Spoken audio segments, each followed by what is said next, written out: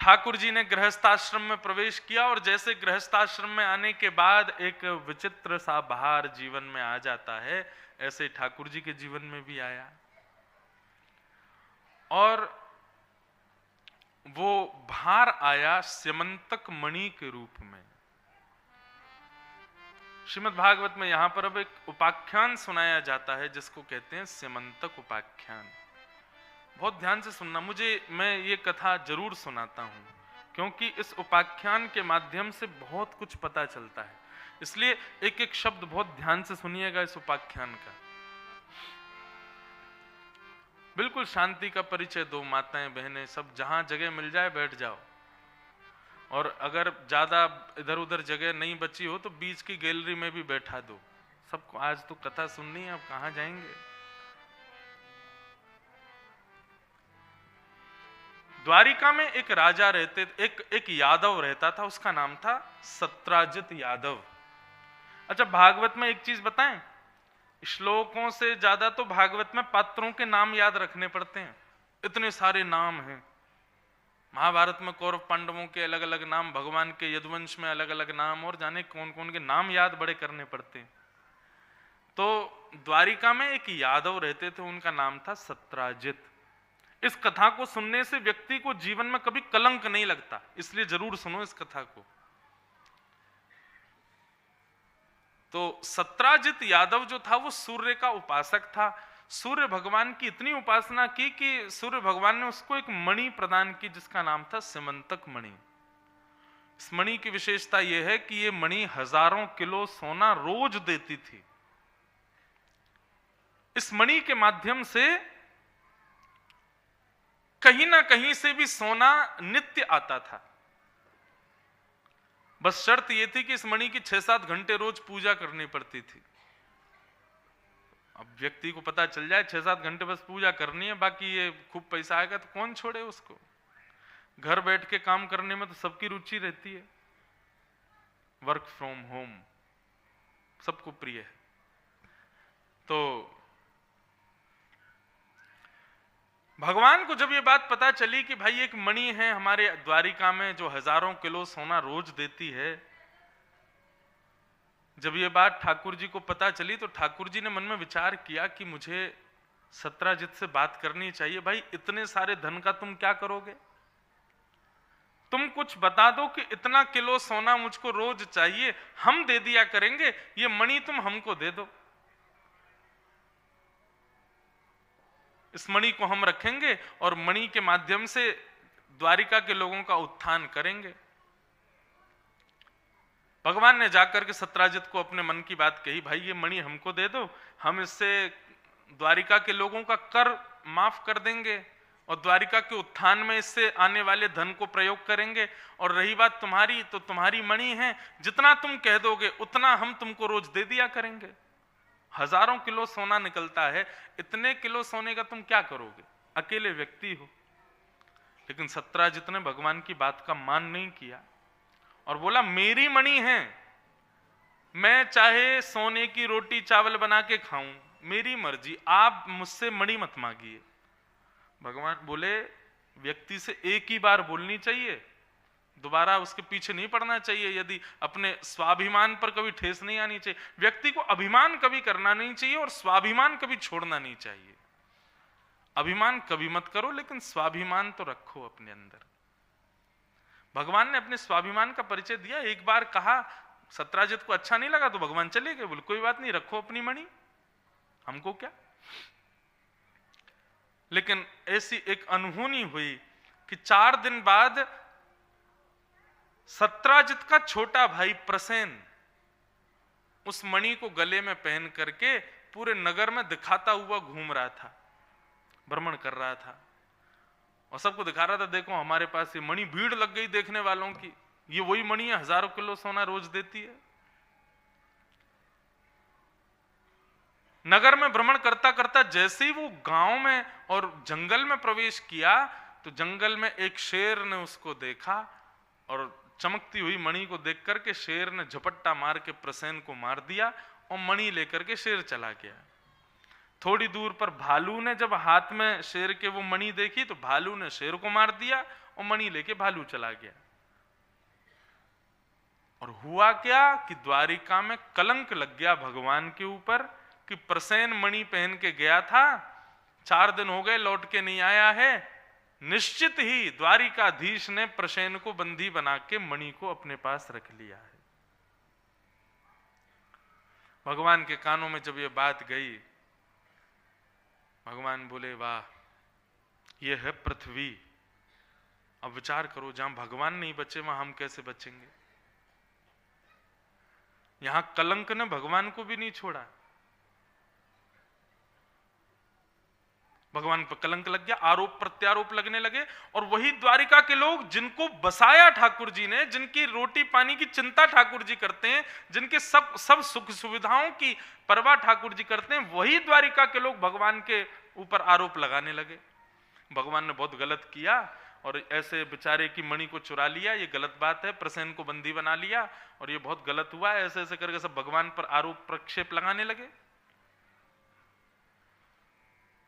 ठाकुर जी बोले मानवों सावधान हो जाओ, पृथ्वी का जब मंथन होता है तो स्वर्ग अमृत निकलता है, परंतु हम भूल जाते हैं कि विष भी निकलता है।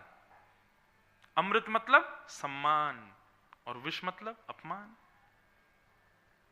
परंतु अमृत को देवता पी जाते हैं और विष को देवों के भी देव पीते हैं।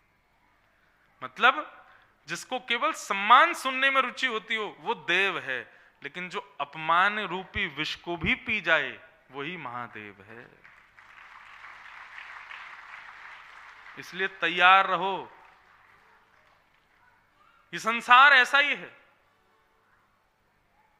आज यदि आपको बहुत प्रेम मिल रहा है, बहुत सम्मान मिल रहा है, बहुत आदर मिल रहा है, तो तैयार रहिएगा, एक दिन अपमान भी सहना पड़ेगा। महात्मा गांधी नहीं बचे, हम मानव कहां से बच जाएंगे।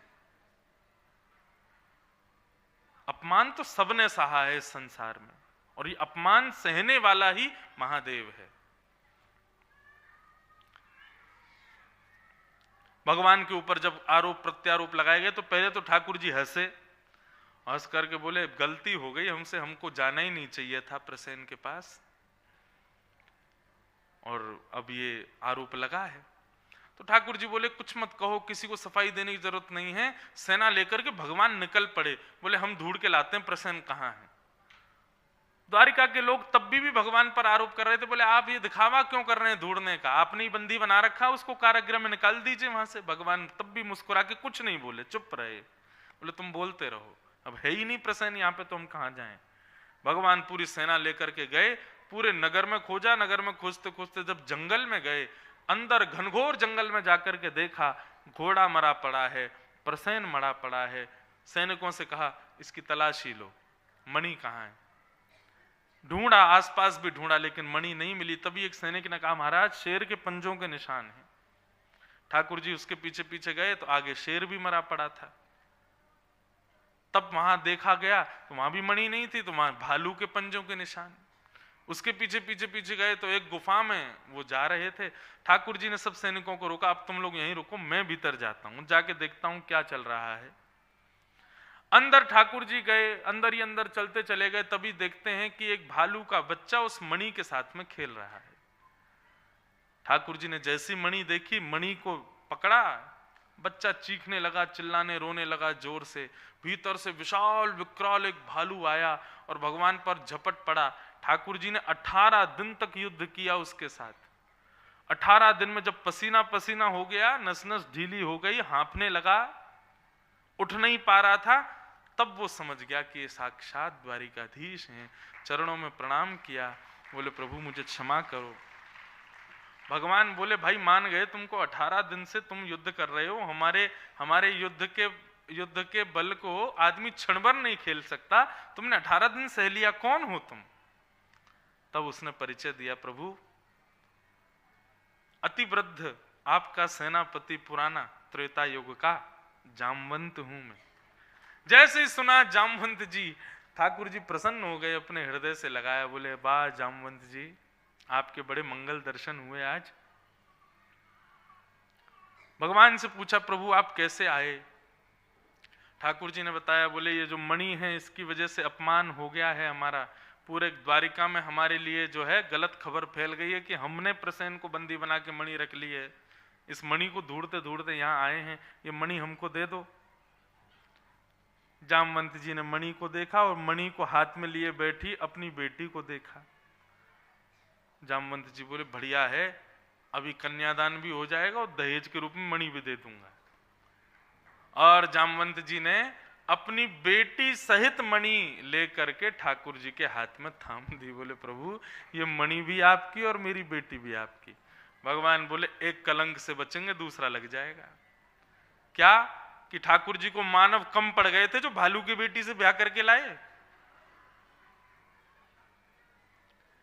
जामवंत जी बोले मुझे कुछ नहीं पता, ये आप मर्यादा तो आप सब त्रेता में छोड़ चुके हो, अब तो आप लीला पुरुषोत्तम हो, तब थे मर्यादा पुरुषोत्तम, तब मैंने कुछ नहीं कहा, लेकिन प्रभु आज तो आपको मेरी पुत्री स्वीकार करनी पड़ेगी। और ठाकुर जी ने दूसरी पत्नी के रूप में जामवंत जी की बेटी जामवती को स्वीकार किया। बोलो जामवती रमण भगवान की जय। भगवान का विवाह जामवती के साथ में हुआ। अब एक बात कभी कभी मेरे मन में आती है कि ठाकुर जी ने विवाह तो एक भी व्यवस्था से तो किया ही नहीं, सारे कोइंसिडेंस हुए ठाकुर जी के साथ में, स्थिति ऐसी बन गई कि ब्याह करना ही पड़ा। ऐसे रुक्मणी जी के साथ में वो पत्र में ही लिख दिया कि यदि परसों आपने मेरा हरण नहीं किया तो मैं प्राण त्याग दूंगी। ठाकुर जी को जाना पड़ा। आज जामवती के साथ भी वैसे ही ब्याह हुआ ठाकुर जी का। भगवान मणि लेकर के जामवती को लेकर के वापस द्वारिका आए। मणि को दिखा करके द्वारिका के लोगों को बता दिया कि भाई तुम लोग जिस बात का आरोप हम पर लगा रहे हो, लो ये रही मणि। और गवाही के रूप में जामवती ने सारा सच बताया। जामवंत जी भी गए तो सबने मान लिया। अब सारे द्वारिका के लोग कान पकड़ के बैठे ठाकुर जी के आगे, हमको क्षमा कर दो भगवान, बहुत बड़ा अपराध हो गया, आपके ऊपर हम लोगों ने जो है प्रक्षेप लगाया, आरोप लगाया। और अब स्थिति क्या हो गई, पलट गए सारे द्वारिका के लोग, अब भगवान की तरफ हो गए और सत्राजित यादव को गाली देने लगे। बोले इसने हमारे ठाकुर जी के ऊपर आरोप लगाया। सत्राजित यादव की इतनी बुरी स्थिति कर दी कि महाराज उसका घर से निकलना दुश्वार हो गया। सत्राजित बोला क्या करूं, ऐसे जीवन जीने से अच्छा तो मैं मर जाऊं। ये द्वारिका के लोग गली मोहल्ला कहीं निकल जाऊं, सब जगह मुझ पर चिल्लाते हैं, आरोप लगाते हैं कि तूने हमारे भगवान को नहीं छोड़ा, हमारे भगवान के ऊपर आरोप लगाया। सत्राजित ने मन में विचार किया कि इस कलंक से मैं कैसे बचूं। तो सत्राजित ने अपनी बेटी सत्यभामा का संबंध ले जाकर के ठाकुर जी के चरणों में रख दिया। बोले प्रभु मेरी बेटी, आप उससे विवाह कर लीजिए। भगवान बोले सत्राजित हमको सब पता है तुम ये क्यों लेके आए हो संबंध, ताकि तुम्हारा हमसे संबंध हो जाए, हम तुम्हारे जामाता बन जाएं और तुम्हारे ऊपर जो कलंक लगा है वो कलंक तुमसे हट जाए। और हम ये भी जानते हैं कि तुम्हारी पुत्री पहले से चाहती है कि हमसे उसका ब्याह हो जाए, लेकिन तुमने उस समय डांट फटकार करके कहा कि उस छलिया से, एक काले कलूटे से, माखन चोर से, इसके माता पिता का पता नहीं, इससे मैं तुम्हारा विवाह नहीं कराऊंगा, तुमने मना करके। और मुझे ये भी पता है तुमने अपनी बेटी की सगाई सतधनवा नाम के व्यक्ति से की हुई है, लेकिन केवल कलंक से बचने के लिए, अपने स्वार्थ के लिए हमसे ब्याह करना चाहते हो। लेकिन हम तुम्हारी स्वार्थ सिद्धि के लिए नहीं, तुम्हारी बेटी हमसे प्रेम करती है इसलिए तुम्हारी बेटी को स्वीकार करते हैं। और भगवान का तीसरा विवाह हुआ सत्राजित की बेटी सत्यभामा। कितने ब्याह हो गए गिनते जाना, 16,108 काउंटिंग होगी आज पूरी।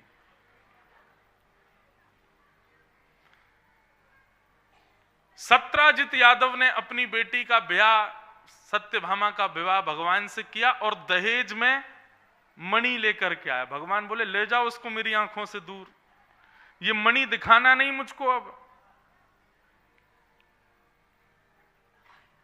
मैं अपनी कथा में बताया करता हूं बंधुओं, ये दहेज प्रथा क्या है। ये कुषित दोषित हम लोगों ने की है, ये है नहीं, बहुत अच्छी है प्रथा दहेज की। और इतनी सुव्यवस्थित है कि पिता की 2 प्रकार की संपत्ति होती है, चल और अचल। अचल संपत्ति माने उसकी सारी प्रॉपर्टी, उसका घर, जायदाद, खेत, ये सब अचल संपत्ति है। और चल संपत्ति यानी कि धन दौलत आदि सब कुछ। पिता की अचल संपत्ति पर अधिकार होता है पुत्र का, और पिता की चल संपत्ति पर अधिकार होता है बेटी का।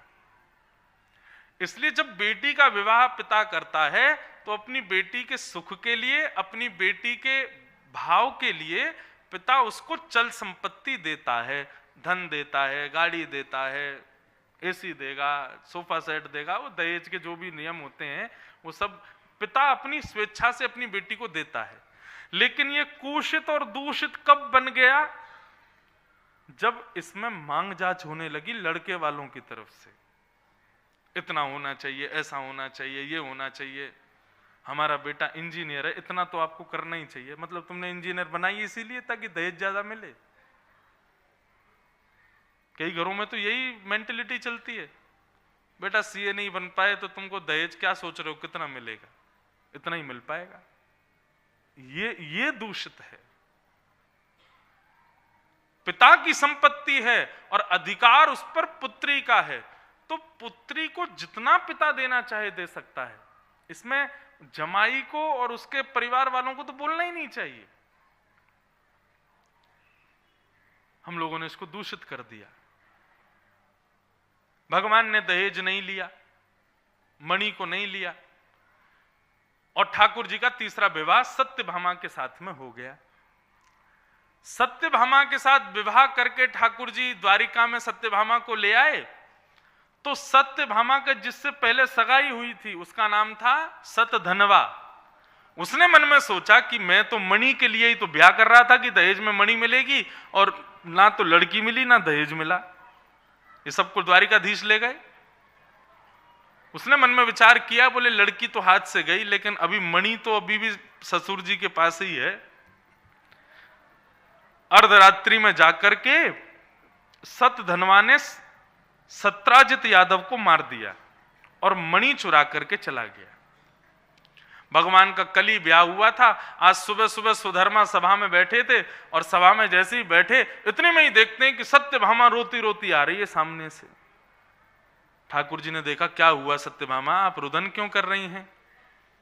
बहुत रोई सत्यभामा, बोली कि मेरे पिता को सतधनवा ने मार दिया। मेरा जो पहले मंगेतर था उसने मेरे पिता की हत्या कर दी और मणि चोरी करके वो चला गया। तो टीकाकार कहते हैं कि भगवान इतना रोए, इतना रोए, इतना रोए कि महाराज गिर गिर के रोए। मेरे ससुर जी चले गए, मुझसे बहुत प्रेम करते थे।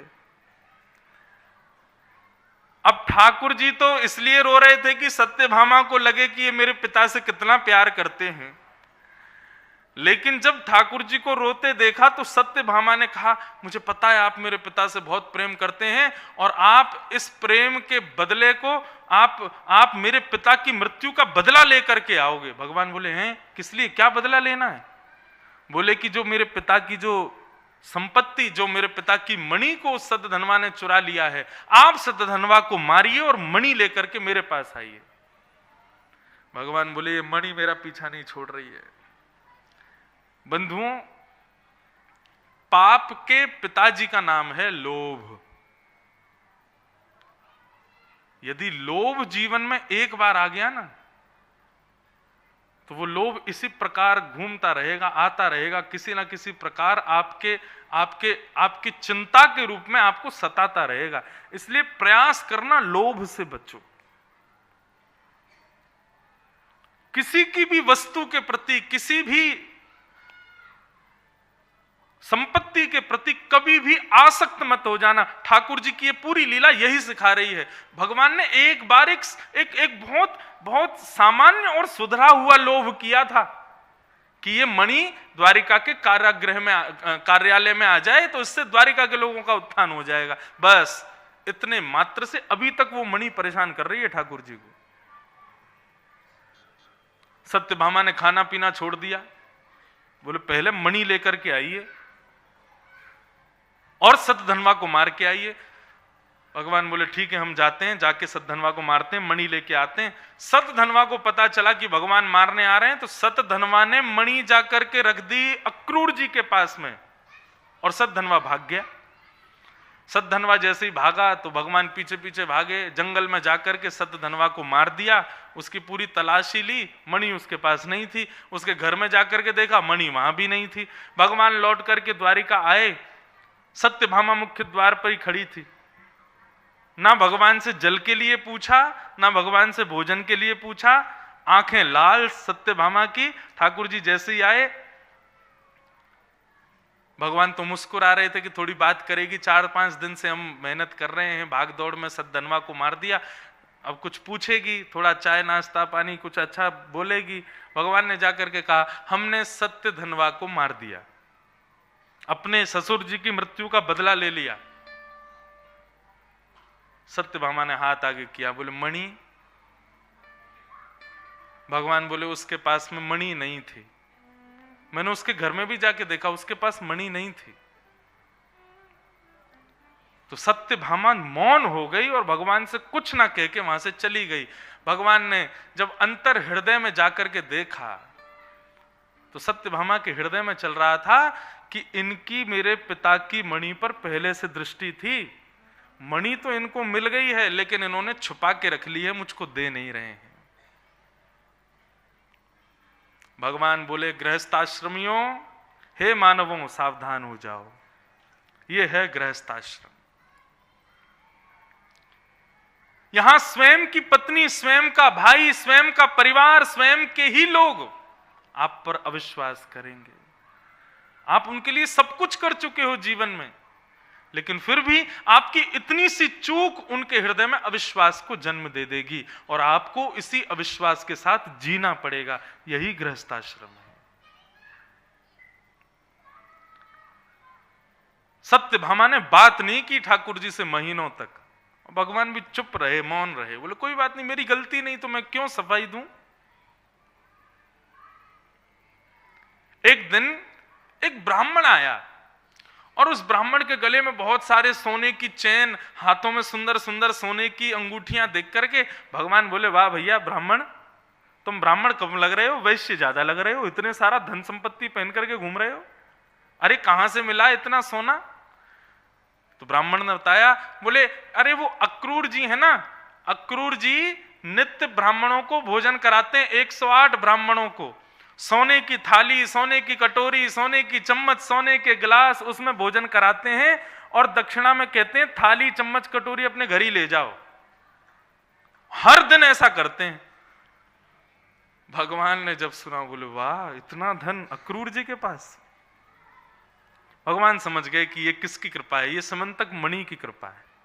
ठाकुर जी ने पत्र लिखा, अक्रूर काका, हमें पता है कि सिमंतक मणि आपके पास है, पर आप ऐसा मत सोचिएगा कि हमको आपसे मणि वापस चाहिए। अगर आप मणि से दुरुपयोग करते, मणि का दूषित प्रयोग करते, तो मैं आपसे मणि छीन लेता। लेकिन आपने मणि का सदुपयोग किया, ब्राह्मणों की सेवा, संतों की सेवा। मैंने सुना आप आश्रम बनवा रहे हैं, मैंने सुना आप मंदिरों का निर्माण कर रहे हैं, इसलिए ये मणि मैं नहीं लूंगा, आप अपने पास ही रखो। परंतु द्वारिका के में अब भी कुछ लोग हैं जिनको मुझ पर संशय है कि मणि मेरे पास है, आप आकर के केवल सबको बता दीजिए कि मणि आपके पास है। तब श्री अक्रूर जी महाराज बड़े दीनहीन से दुखी होकर के आए, क्षमा मांगी भगवान से, और स्वधर्मा सभा और समस्त द्वारिका वासियों के सामने मणि दिखा करके उन्होंने स्वीकार किया कि सतधनवा ने ये मणि मुझको दी थी, ये मेरे पास है। तब आत्मग्लानि हुई सत्यभामा को, भगवान से क्षमा मांगने लगी। भगवान बोले क्षमा की बात नहीं है देवी, संसार में जो कुछ भी होता है सब मेरी इच्छा से होता है। मैं आगामी जीवन जीने वाले मानवों को बताना चाहता हूं कि गृहस्थाश्रम कैसा होता है।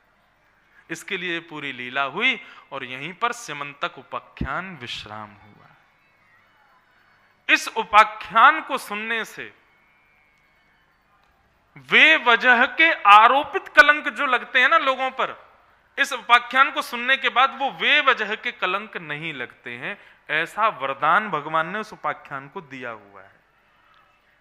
तो आप सब लोग जितने भी यहां बैठे हैं, जो भी इस उपाख्यान को सुनते हैं, वो एक साल भर में एक चंद्रमा आता है, चौथ का चांद, उसको देखने से मना करते हैं कि उसको नहीं देखना चाहिए। क्यों? कलंक लग जाता है।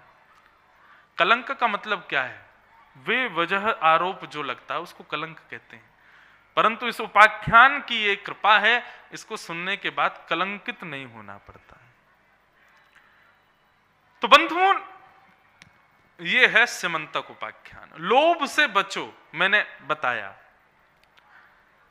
लोभ दो प्रकार का होता है, संग्रह वृत्ति लोभ और भोग वृत्ति लोभ। बहुत ध्यान से सुनिए। दो प्रकार का लोभ होता है, संग्रह वृत्ति यानी कि बहुत इकट्ठा करना, करते जाना करते जाना करते जाना, भय तो बहुत लेकिन निकालने में कंजूसी करते हैं, इसको कहते हैं संग्रह वृत्ति लोभ। और दूसरा लोभ होता है भोग वृत्ति लोभ। धन कमाते ही केवल इसलिए ताकि हम भोग सकें, हम ऐशो आराम कर सकें, हम जो है इससे दुनिया भर के सारे सुख समृद्धियों को भोग लें, इसको कहते हैं भोग वृत्ति लोभ। ये दोनों ही लोभ पतन के कारण बनते हैं। इसलिए जीवन में कभी भी ना तो संग्रह का लोभ करो ना भोग का लोभ करो, सदैव सेवा का लोभ करो। धन प्राप्त हो, जैसे ही संग्रह ज्यादा होने लग जाए तो धीरे धीरे प्रयास करके उसको सेवा में व्यय करते रहो। असहाय लोगों की, थोड़े लक्ष्मीहीन लोगों की, बच्चे जिनके नहीं पढ़ पा रहे हैं ऐसे लोगों की, उसमें उस धन का व्यय करते रहो। धन से जब सेवा होती है ना, तब लक्ष्मी प्रसन्न होती है। लक्ष्मी भी चाहती है मैं ऐसे स्थान पर जाऊं जहां पर मेरा दुरुपयोग ना हो। इसलिए बंधुओं, इस लोभ से बचो। एक ब्राह्मण बालक काशी से पढ़कर के अपने पिता के पास आया। पिता से आके बोला, पिताजी मैं बहुत विद्वान हो गया हूं, लघु सिद्धांत, कौमुदी, पाणिनीय व्याकरण सब मेरे कंठस्थ हो गए हैं। आप कहीं से कुछ भी पूछ लीजिए, आप जो पूछेंगे मैं उसका उत्तर दे दूंगा।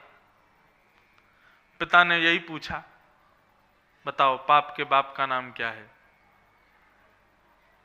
बेटा चिंता में पड़ गया, बोले ये तो गुरुजी ने नहीं पढ़ाया था। पिताजी बोले ढूंढ के आओ, और जब तक ये पाप का बाप मिले नहीं तब तक घर मत आना। बेटा निकल पड़ा ढूंढने, विद्वानों के पास जाए, बड़े बड़े महात्माओं के पास जाए, बोले पाप के बाप का नाम क्या है? कोई कुछ बतावे, कोई कुछ बतावे, लेकिन नहीं को मुनिर्यस्य वच प्रमाण, प्रमाण से कोई नहीं बता पाया कि पाप के पिताजी यही हैं। तभी एक सुंदर सा घर दिखाई दिया, बहुत सुंदर, एक महल जैसा घर। बाहर तुलसी लगी हुई थी, गैया मैया बंधी हुई थी। उसको लगा किसी वैष्णव का घर है। 3-4 दिन हो गए, पाप के पिताजी तो मिले नहीं, चलो इस वैष्णव के यहाँ जाके थोड़ा भोजन प्रसाद पा लेते हैं, रात्रि विश्राम कर लेंगे, सुबह फिर निकल जाएंगे। घर में प्रवेश कर गए। पहले संतों के लिए, विद्वानों के लिए, महात्माओं के लिए घर खुले रहते थे लोगों के, कभी भी आओ, सबकी सेवा होती थी।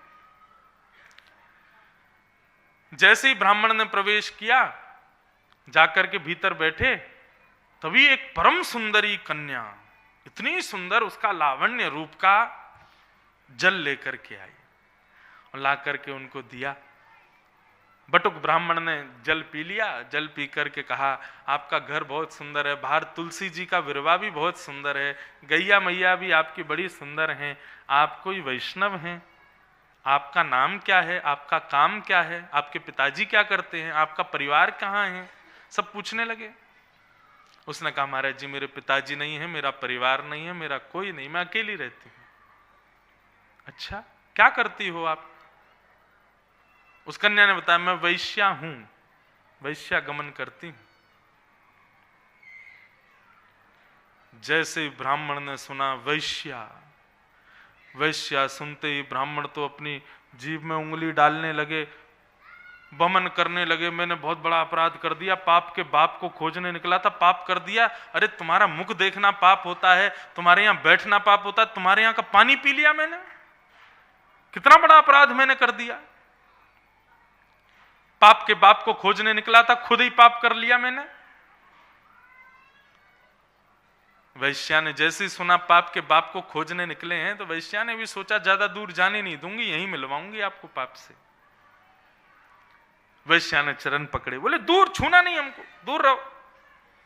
वैश्या बोली आप जैसे लोग भूले भटके ही आते हैं मेरे यहाँ, कोई मान के तो आएगा नहीं। बाहर यदि लिख दूं कि वैश्या का घर है, कौन आएगा मेरे यहाँ? भूले भटक के ही आते हैं आप लोग।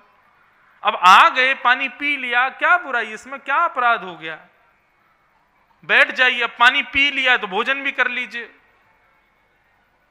ब्राह्मण बोला, बोले कैसी बात करती, तुम्हारे यहां का अन्न, मेरा ब्रह्मचर्य नष्ट हो जाएगा, मेरा ब्राह्मणत्व नष्ट हो जाएगा। अरे कल जाके जनेऊ बदलूंगा, पहले गंगा में स्नान करूंगा मैं, तब जाकर के मेरा ब्राह्मणत्व बचेगा। चरण पकड़ने लगे, बोले कि ऐसा मत कीजिए ना, मेरा काम बुरा है लेकिन मैं बुरी नहीं हूं। आप आए हैं घर पर तो कुछ प्रसाद पाके जाइए, ऐसे भूखे चले जाएंगे तो मुझे बहुत क्षोभ होगा। ब्राह्मण बोले बिल्कुल नहीं, एक क्षण नहीं रुकूंगा, छोड़ो मेरे पैर, अभी जाऊंगा। बोले महाराज कहां तक भटकेंगे आप, पाप के बाप को 3 दिन से खोज रहे हैं, ना जाने 4-5 दिन और लग जाएंगे आपको, कुछ खाया पिया आपने है नहीं। आप मेरे यहां प्रसाद पाओगे तो मैं आपको 10 सोने की मोहर दूंगी दक्षिणा में। जैसे ही ब्राह्मण ने सुना 10 सोने की मोहर, मन में सोचने लगे बेटा 3 दिन तो हो गए, 4-5 दिन और लग जाएंगे, अभी तुम खाया पिया तो कुछ है नहीं, जेब में 1 रुपया है नहीं, ये 10 सोने की दक्षिणा दे देगी तो बढ़िया ही रहेगा। ठीक है खा लेंगे तुम्हारे यहां भोजन, लेकिन अपने हाथ से बना के खाएंगे। वैश्या बोली ठीक है, मैं आपको सामग्री दे देती हूं, आप खुद बना लो। सामग्री दे दी। ब्राह्मण जैसे ही बनाने बैठा, वैश्या बोली मुझसे देखा नहीं जा रहा, आप बना रहे हैं, मैं आपको 15 सोने की मोहर दे दूंगी, मुझे बनाने दीजिए। ब्राह्मण ने हाथ वाथ धो लिए, बोले ठीक है लेकिन गंगा जल से बनाना। उठ करके साइड हो गए। उसने वैश्या ने भोजन बनाया, थाली में सजा करके ब्राह्मण के आगे रख दिया, बोले पाइए। जैसे ही ब्राह्मण कवल तोड़ करके खाने लगे, वैश्या ने हाथ पकड़ लिया, बोले मैं अपने हाथ से खिलाऊं? ब्राह्मण बोले कैसी बात करती हो तुम, तुम्हारे हाथ से खाऊंगा मैं? 20 सोने की मोहर दूंगी दक्षिणा में। ब्राह्मण ने कवल नीचे रखा, मुख खोल लिया, खिलाओ। एक ही कवल खिलाना बस। जैसे ही मुख खोल करके बैठा ब्राह्मण, वैश्या ने एक तमाचा दिया कान के नीचे, तिल मिला गए। बोले कि तुम क्या करती हो, मारा तुमने मुझको? बोले मारा नहीं, पाप के बाप से मिलवाया आपको। बालक बोला क्या, कौन है पाप का बाप? बोले आप मेरे यहां भोजन करते हो, आप मेरे यहां भोजन करना चाहोगे कभी? कभी नहीं करोगे, लेकिन क्यों करने बैठे? बोले तुम्हारी श्रद्धा थी। बोले श्रद्धा नहीं, झूठ मत बोलिए, 10 सोने की मोहरों की वजह से बैठे थे। मेरे हाथ का पानी आप पीते नहीं, मेरे हाथ की बनी रोटी खा रहे हो, क्यों खा रहे हो? 15 सोने की मोहर खबा रही है ये, मेरे हाथ से कभी नहीं खाते, लेकिन खाने के लिए बैठे हो, किस लिए? 20 सोने की मोहर। अपने पिताजी को जाकर के कह दीजिएगा, पाप के बाप का नाम है लोभ। ब्राह्मण ने तुरंत उस वैश्या के चरण पकड़े, प्रणाम किया और क्षमा मांगते हुए बोले मैंने आपके रूप को नहीं समझा, आप तो मेरी गुरु हो, आप तो मेरी मां हो, मैं आपको प्रणाम करता हूं। पाप को जन्म देता है लोभ, ये लोभ कभी जीवन में नहीं आवे, इसका विचार करो। और ठाकुर जी के 3 ब्याह हो गए इसी मणि के चक्कर में। चौथा ब्याह हुआ भगवान का कालिंदी यमुना के साथ, और स्थिति ऐसी थी कि भगवान अर्जुन के साथ में घूम रहे थे। एक वन में जैसी गए तो यमुना के तट पर घूम रहे थे, विहंगम गहरा वन, और वहां यमुना के तट पर एक सांवरी सलोनी सी एक सुकन्या बैठी थी, इतनी सुंदर, मानो जैसे श्याम सुंदर ही बैठे हों, इतनी सुंदर थी। उनके रूप को देख करके अर्जुन का मन उन पर आ गया। अर्जुन बोले हे केशव, ये कितनी सुंदर है ना? भगवान बोले सुंदर तो है। अर्जुन बोले मेरा मन हो रहा है मैं इससे ब्याह कर लूं। भगवान बोले तो फिर इतनी सोच क्यों रहे हो, जाओ जाकर के बोल दो कि हमको आपसे ब्याह करना है। अर्जुन गए, जाकर के बोले हे सुंदरी, हे श्याम वर्णा, यमुना जी सांवली हैं, किसके लिए तपस्या कर रही हो? तुम्हारा नाम क्या है? यमुना जी ने नेत्र खोले और देख करके कहा, अर्जुन। बोले तुमको मेरा नाम कैसे पता? बोले मुझे पता है। बोले आप किस लिए तपस्या कर रही हो? बोले मैं द्वारिकाधीश को पति रूप में वर्ण करना चाहती हूं, इसलिए तपस्या कर रही हूं। अर्जुन का मुंह उतर गया। भगवान के पास गए, बोले सबको तुमसे ही ब्याह करना है, जाओ कर लो, इससे भी तुम ही करो। और अर्जुन के नेतृत्व में भगवान का चतुर्थ विवाह कालिंदी यमुना के साथ में हुआ। बोलो श्याम सुंदर श्री यमुने महारानी की जय।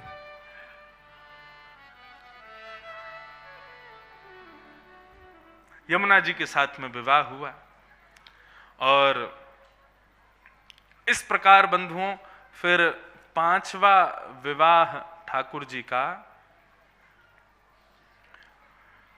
मित्रविंदा के साथ में हुआ, छठवां विवाह सत्या के साथ में हुआ, सातवां विवाह नागृजता के साथ में हुआ, आठवां विवाह भद्रा के साथ में हुआ। ये 8 मुख्य पटरानियां हैं ठाकुर जी के। भौमासुर नाम का एक दैत्य था, उसने 16,100 राजकुमारियों को अपने यहां बंदी बना रखा था। 20,000 होने पर सबसे जबरदस्ती ब्याह करने वाला था। भगवान को जब ये बात पता चली तो भगवान उससे युद्ध करने के लिए गए। युद्ध में जाके भौमासुर को मार दिया और युद्ध में भौमासुर का वध करके ठाकुर जी जैसे ही उन 16,100 राजकुमारियों के पास गए, सबने कहा ठाकुर जी हम पर केवल 2 रास्ते हैं, या तो हम अपने प्राणों का त्याग कर दें या फिर हम गलत रास्ते पर चली जाएं, क्योंकि परिवार के लोग हमको स्वीकार नहीं करेंगे, हमसे कोई विवाह नहीं करेगा, हम एक राजा के यहां बंधी रही हैं। भगवान बोले किसने कहा तुमको कोई स्वीकार नहीं करेगा? हम स्वीकार करेंगे सबको। और 16,100 राजकुमारियों के साथ एक साथ द्वारिकाधीश ने विवाह किया। बंधुओं अब बहुत सूक्ष्मता से समझिएगा, ये 16,108 ये कौन है? ये कोई साधारण स्त्रियां नहीं है, कोई साधारण माताएं बहनें नहीं हैं। भगवान की मुख्य 8 पटरानियां कौन हैं? प्रकृति के 8 तत्व।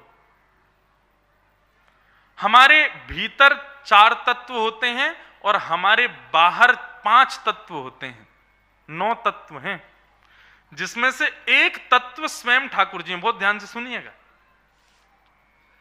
बाहर के 5 तत्व कौन कौन से हैं? पृथ्वी, जल, तेज, वायु, आकाश।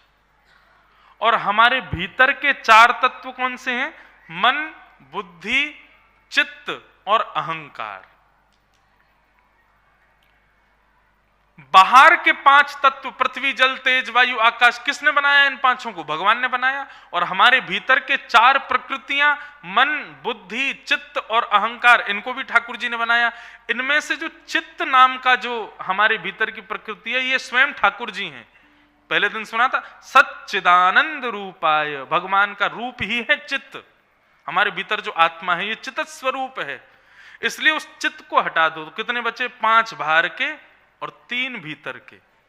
तो पृथ्वी, जल, तेज, वायु, आकाश, मन, बुद्धि और अहंकार, ये भगवान की 8 मुख्य पटरानी हैं।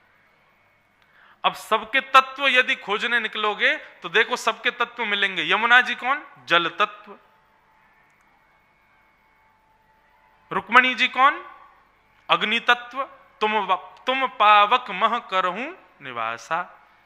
श्री किशोरी जी सीता जी को पावक में, अग्नि में भेजा था। और सीता जी कौन है? लक्ष्मी। वही लक्ष्मी रुक्मणी बन के आई है, इसलिए उनका तत्व क्या है? अग्नि तत्व। अग्नि तत्व रुक्मणी जी का, जल तत्व यमुना जी का, वायु तत्व मित्रविंदा का, आकाश तत्व सत्यभामा का। इस प्रकार से ये 8 तत्व ही भगवान की 8 मुख्य पटरानी हैं। अब बच्चे 16,100, ये कौन है?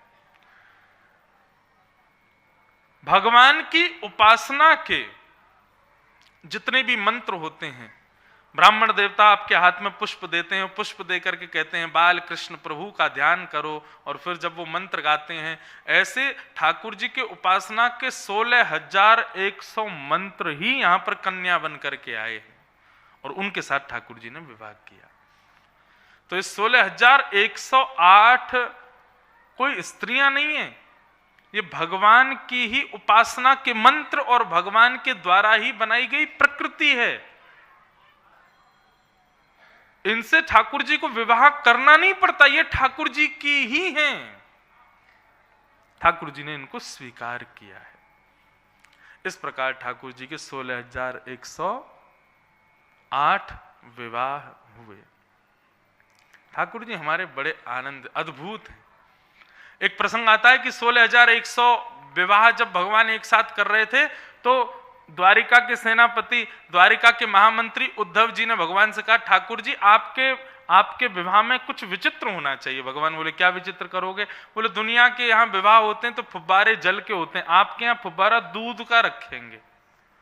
भगवान बोले, ये कोई विचित्र तो है नहीं, इतना दूध बर्बाद करोगे, गैया का दूध फुब्बारे में डाल दोगे, ये कोई अच्छी बात है?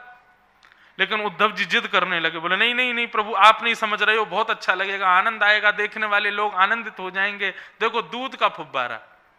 भगवान बोले, तुम्हारी इच्छा है तो तुम करो, लेकिन मेरी इच्छा नहीं है। अब ठाकुर जी यहां ये बताना चाहते हैं कि मेरी इच्छा सर्वोपरि है, लेकिन उद्धव इतना दूध लाओगे कहां से? सब लोग थोड़ा थोड़ा आगे खिसकाओ, लेकिन बिना किसी को डिस्टर्ब किए। हाँ, और सब लोग यहीं देखो, कथा सुनो। सर्वोपरि इच्छा ठाकुर जी की। ठाकुर जी ने उद्धव जी से कहा कि उद्धव, तुम्हारा मन है कि दूध का फुब्बारा हो तो तुम लगाओ, लेकिन मेरा मन नहीं है। इतना दूध लाओगे कहां से? तो उद्धव जी ने कहा कि द्वारिका में हर घर में गैया है, मैं द्वारिका के लोगों से जाके कहूंगा सब लोग एक एक लोटा एक एक गिलास दूध लेके आओ, सब लोग अपने अपने घर से दूध डालेंगे तो खूब फुब्बारे में हो जाएगा दूध। और सब द्वारिका के लोग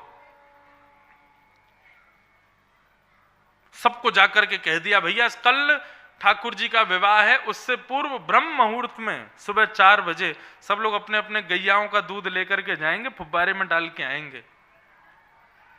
तो जब ये बात पूरी द्वारिका में कही जा रही थी कि सब अपने अपने घर से गैया का दूध लेके जाएंगे, तो सब लोगों के मन में एक साथ एक ही भावना प्रकट हुई। और वो भावना क्या कि अरे अब कहाँ दूध सुबह सुबह लेकर के जाएंगे, ये अगल बगल वाले सब दूध ही लेकर के जा रहे हैं, किसी को क्या पता चल रहा है रात के अंधेरे में हम जल लेके चले जाएंगे।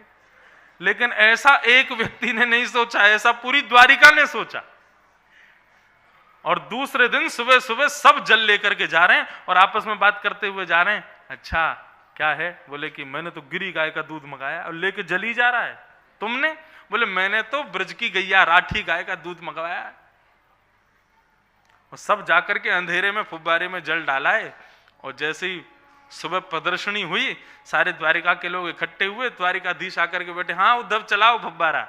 जैसे ही फुब्बारा चला तो उसमें एक बूंद दूध नहीं था।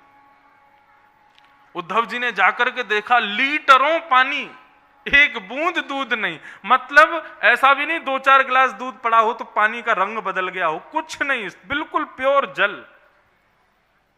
उद्धव जी बोले ये क्या हुआ? सारे द्वारिका के लोगों से पूछा, हाँ भाई कितने लोगों ने दूध डाला था इसमें? तो एक ने भी हाथ खड़ा नहीं किया। और तुम में से जल कितनों ने डाला था, सही सही बताओ। सबको सौगंध दिला दी, सबने हाथ खड़े कर दिए। लोग बोले अरे तू तो कह रहा था तूने गिरी गाय का दूध डाला है। बोले तू भी तो कह रहा था कि राठी गाय का दूध है। जल सबने डाला। भगवान उद्धव के पास गए, उद्धव से जाके बोले, उद्धव मेरी इच्छा के विपरीत संसार में कोई कर्म नहीं होता, कोई कृत्य नहीं होता। मेरी इच्छा यदि नहीं है तो मेरी इच्छा ना होने का मतलब किसी की इच्छा नहीं होगी, फिर चाहे वो कितना भी लाभकारी क्यों ना हो। इसलिए भक्त को चाहिए, वैष्णव को चाहिए, इच्छा मन में प्रकट ही ना करे। और यदि इच्छा प्रकट हो तो ठाकुर जी को निवेदित कर दे, हे ठाकुर जी यदि मेरे लिए उचित हो तो पूर्ण करना, नहीं तो आप जो करोगे मुझे वो स्वीकार है। ठाकुर जी भला सोच के चलते हैं सबका। इस प्रकार ठाकुर जी के 16,108 विवाह हुए। अद्भुत हैं हमारे लाला। किस ऐसे द्वारिकाधीश की ये अद्भुत लीलाएं। भगवान ने इस प्रकार 16,108 विवाह किए। तत्पश्चात ठाकुर जी प्रणय कलह की कथा आती है भागवत में। प्रणय कलह क्या है, यह भी गृहस्थाश्रमियों के सीखने का एक विषय है। सीधी बात यह है कि यहां पर भगवान दो दंपतियों को समझा रहे हैं कि भैया पति पत्नी को चाहिए, प्रणय कहते हैं प्रेम भरा, कलह कहते हैं कलेश को करते रहना चाहिए। भगवान यहां पर रुक्मणी जी के साथ में एक मीठी सी नोक झोंक करते हैं, उसका वर्णन किया गया। देखिए बंधुओं, इसका एक बहुत मूल अर्थ यह है कि हमारे हृदय में व्यक्ति के अंदर दोष कब दिखने लगते हैं। बहुत ध्यान से सुनिए सब लोग। हमारी दृष्टि दोष युक्त कब हो जाती, हम दोष देखना कब शुरू कर देते हैं। दो स्थिति में होता है, या तो सामने वाला व्यक्ति हमसे बहुत पास हमारे रहे, या फिर सामने वाला व्यक्ति हमसे बहुत दूरी बना ले। अति दूरात अति सामीप्य, इन दो स्थितियों में दोष जन्म लेता है। जब स्त्री पुरुष विवाह के गांठ में बंध जाते हैं, तो विवाह के पश्चात फिर एक दूसरे के सामीप्य के कारण, अति सामीप्य के कारण दोष दिखने लगते हैं, और जिस दोष की वजह से उनके प्रेम में खलन आने लगता है। इसलिए ठाकुर जी यहां पर कह रहे हैं कि भैया ना तो ज्यादा किसी के पास रहो, ना ज्यादा किसी के दूर रहो, पत्नी से भी ज्यादा सामीप्य मत करो, उसको सदैव उसके पास ही मत रहो। कभी कभी प्रणय कलह यानी कि थोड़ी बहुत नोक झोंक करके दूरी भी बना लिया करो, इससे आपका प्रेम बना रहेगा। नहीं तो विवाह से पहले लड़की को लड़का में साक्षात नारायण दिखाई देते हैं, और लड़का को लड़की में साक्षात लक्ष्मी दिखाई देती है। लेकिन जैसे ही विवाह हो जाता है, 2 साल 4 साल व्यतीत होने के बाद लड़की को लड़का में साक्षात रावण दिखाई देता है, और लड़का को लड़की में साक्षात शूर्पणखा दिखाई देती है। क्यों? ये अति सामीप्य की वजह से होता है। इसलिए दोष केवल पति पत्नी का ही विषय नहीं है, संसार के हर व्यक्ति, अपने गुरु के भी ज्यादा समीप मत रहो, नहीं तो उसमें भी दोष दिखेंगे। संसार के किसी व्यक्ति के पास भी अति सामीप्य में मत रहो, अति दूरी भी मत बनाओ, एक मध्यस्थ रहो। और जैसे देखे थोड़ी ज्यादा करीबी हो रही है, ज्यादा सामीप्य हो रहा है, ज्यादा मिलना जुलना हो रहा है, तो बीच में थोड़ा सा कोई ऐसा नाटक ही सही करके थोड़ा सा युद्ध करो, जिससे प्रेम बढ़े। प्रणय कलह की लीला बताई, फिर आगे राजा नृण की कथा बताई। एक नृण नाम के राजा हुए, इनसे एक अपराध हो गया। अपराध तो हुआ नहीं था, जानबूझ के नहीं किया था, गलती से हो गया था, जिसके कारण इनको गिरगिट बनना पड़ा। भगवान फिर रक्षक बने।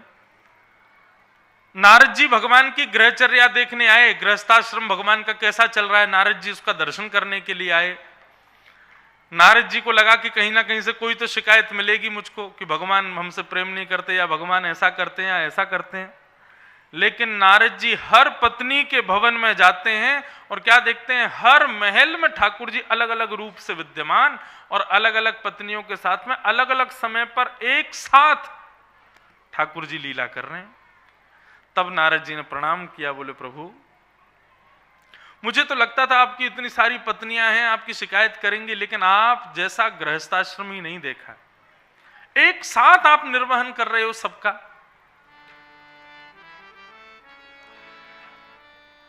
भगवान जब महाभारत युद्ध करा करके लौट करके आए द्वारिका, तो प्रसंग आता है भागवत में कि ठाकुर जी मन में विचार करने लगे, पहले किस पत्नी के पास जाऊं, क्योंकि जिसके पास पहले जाऊंगा उसी का ही फिर गुणगान होगा कि उससे ज्यादा प्रेम करते हैं ठाकुर जी। तो भगवान ने कहा किसी को ऊंचा नीचा नहीं दिखाना चाहिए, कर तुम अकर तुम अन्यथा कर तुम समर्थ ईश्वर है, जो कोई ना कर सके वो जो कर दे वो ठाकुर जी हैं। तो ठाकुर जी ने क्या किया, 16,108 रूप धारण किए और एक साथ सारी पत्नियों के पास एक साथ पहुंचे।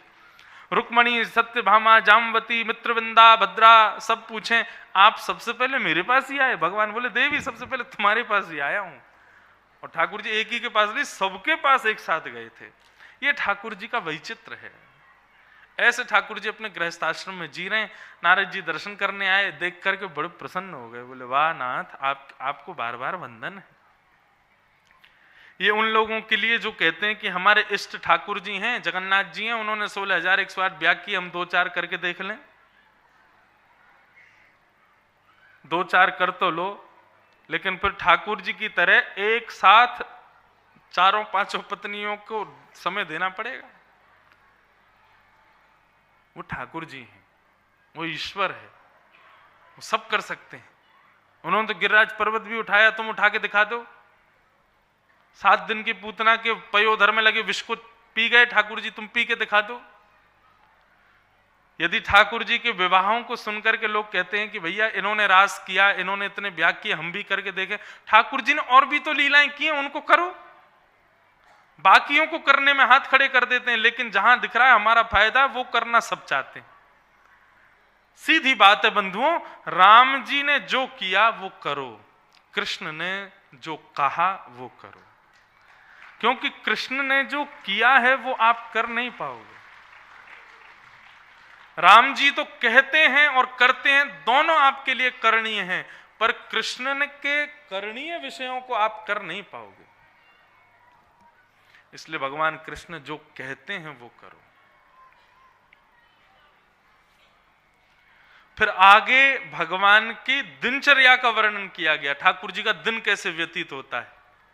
तो प्रातःकाल ब्रह्म मुहूर्त में ठाकुर जी उठ जाते हैं और उठ करके सबसे पहले ठाकुर जी अपने भक्तों का स्मरण करते हैं। विश्व भर में जितने भक्त हैं, क्षण भर के लिए ही सही, सबको ठाकुर जी याद करते हैं। अच्छा, ठाकुर जी याद किसको करते हैं? एक प्रश्न उठा था कि भैया अंत काल में भगवान का नाम गाने से सद्गति प्राप्त होती है। बहुत ध्यान से सुनना। अंतिम क्षण जब व्यतीत हो रहा हो हमारे जीवन का, उस समय यदि ठाकुर जी का नाम ले लिया जाए तो सद्गति मिलती है। लेकिन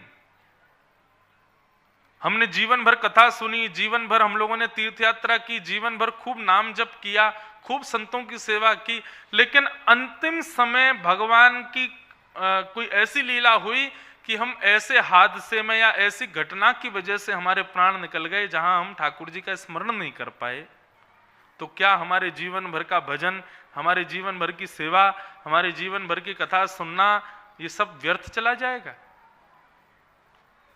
तब बराह पुराण में वेदव्यास जी महाराज लिखते हैं कि जो व्यक्ति, अब सीधी बात है, अंत में भगवत स्मरण होगा तभी मुक्ति मिलेगी, यदि नहीं कर पाए तो मुक्ति नहीं मिलेगी।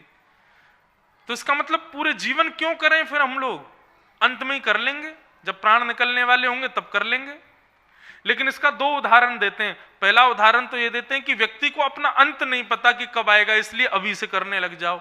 और दूसरा उदाहरण ये देते हैं, बराह पुराण में श्री वेदव्यास जी कहते हैं, अंतिम श्वास निकलते समय यदि हम भगवान का स्मरण नहीं कर पाए, लेकिन जीवन भर हमने कथा सुनी, जीवन भर हमने नाम जप किया, जीवन भर हमने खूब दर्शन किए, संतों की सेवा की, तो ऐसे व्यक्ति जो जीवन भर ठाकुर जी को समर्पित रहते हैं, यदि अंतकाल में भगवान का स्मरण नहीं कर पाते, तो भगवान कहते हैं ऐसे व्यक्तियों के अंतकाल में मैं उनका स्मरण कर लेता हूं। वो मेरा स्मरण ना कर पाए।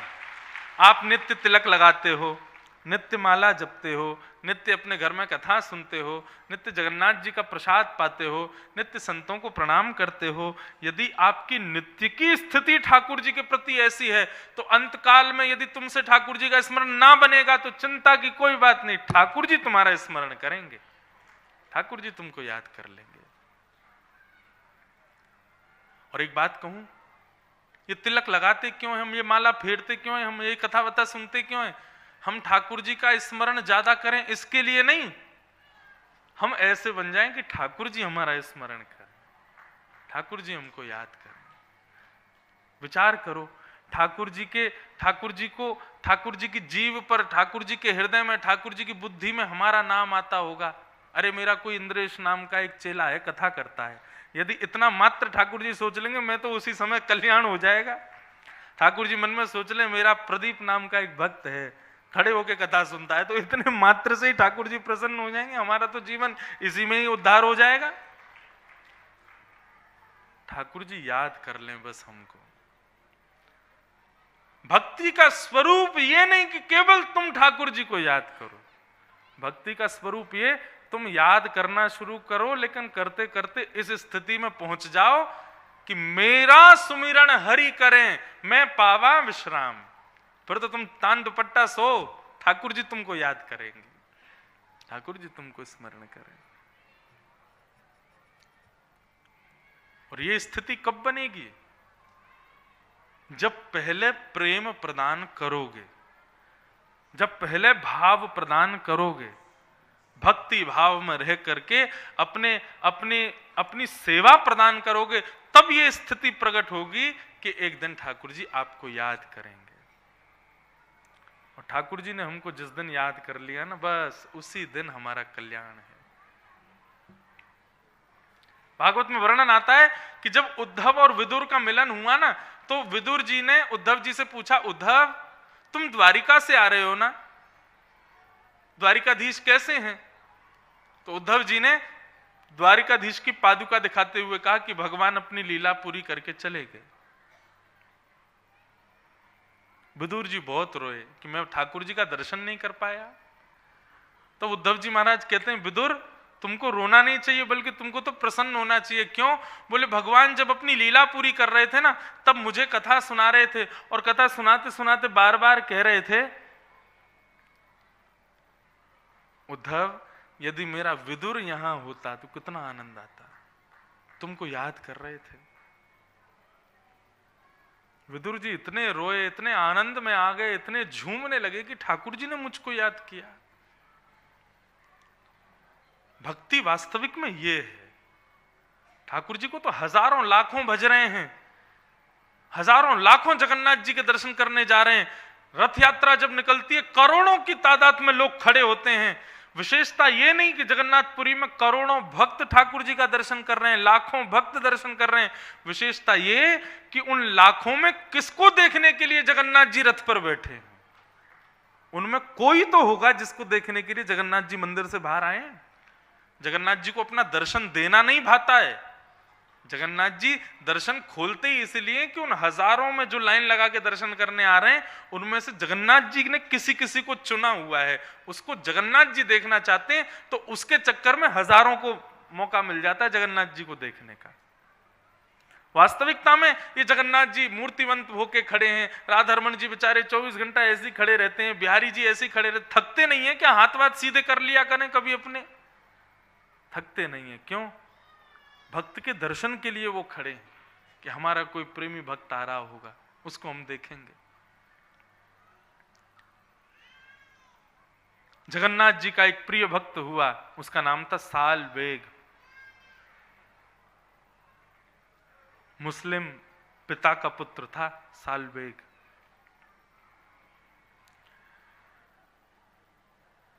सालवेग बचपन से ही उनकी मां हिंदू थी, लेकिन पिताजी मुस्लिम थे। जबरदस्ती एक ब्राह्मणी कन्या से ब्याह किया था एक मुस्लिम ने, और जबरदस्ती गर्भाधान किया, तब उनके गर्भ से ये बालक प्रकट हुआ। पहले तो इनकी मां सालवेग को लेकर के समुद्र में डूबने जा रही थी, लेकिन बाद में मन में विचार किया कि इस बालक ने क्या गलती की, इसकी क्या गलती, इसको क्यों मारूं मैं। तब उन्होंने सालवेग को बचपन से जगन्नाथ जी की कथा सुना करके जगन्नाथ जी का भक्त बना दिया। वही सालवेग धीरे धीरे जब अपनी कुमार अवस्था में आ गया, तो एक दिन अटारी पर चढ़ करके बैठा था और देखता है कि गांव वासी सब लोग बैठ बैठ करके जा रहे हैं, सब जय जगन्नाथ गा रहे हैं। अपनी माँ से जाकर के पूछा, माँ ये सब लोग कहाँ जा रहे हैं? बोले, अरे जिन जगन्नाथ जी की तुम कथा सुनते हो ना, जिनके बड़े बड़े नेत्र हैं, ऐसे ऐसे नीलाचल निवासी श्री जगन्नाथ जी आज अपनी रथ यात्रा पर जा रहे हैं। वो रथ में बैठ करके गुंडीचा जाएंगे। साल्वेग मचल जाता, अपनी मां से कहता है मैं भी चला जाऊं, मैं भी उनको देख लूं, बचपन से जिनकी कथा सुनता आ रहा हूं, कभी आंखों से देखा नहीं है मैंने, मैं भी उनका दर्शन कर लूं। साल्वेग की मां कहती है बेटा तुम जानते हो तुम्हारे पिता कितने क्रूर हैं, यदि तुम चले गए तो वो पीछे से मेरी हत्या कर देंगे, इसलिए बेटा कोई बात नहीं, प्रत्यक्ष नहीं देख पा रहे हैं जिन जगन्नाथ जी को, उनका हृदय में ही दर्शन कर लेते हैं, हृदय से ही उनको देख करके उनके प्रति भाव कर लेते हैं।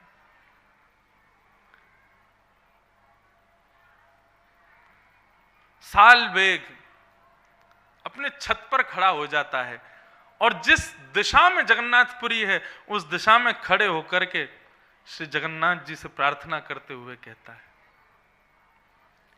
अहे नील शैल प्रबल मत्तावरण